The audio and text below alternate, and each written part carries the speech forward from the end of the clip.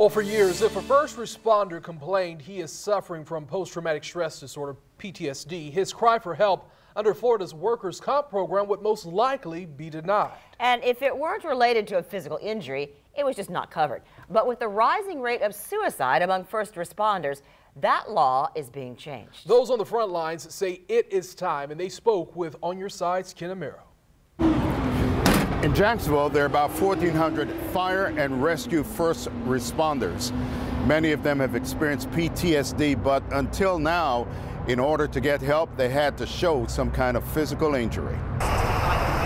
In their line of duty, what they see is etched in their minds. Randy Wise heads the Association of Firefighters. There's a run that I was on. The veteran says he knows PTSD firsthand.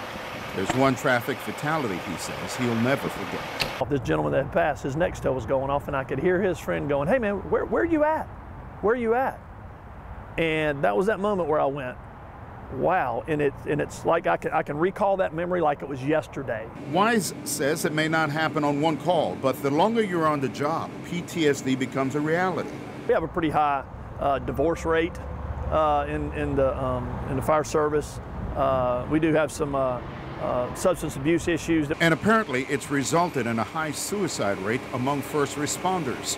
The state's fire marshal, CFO Jimmy Petronas, pushed the bill through the legislature to help first responders who may be suffering with PTSD. You dial 911, these first responders, these heroes come running no matter what your circumstances. And sometimes your circumstances are less than ideal. The bill in effect changes Florida workers' comp law. First responders with PTSD will now be eligible without having to prove their mental illness is connected to a physical injury.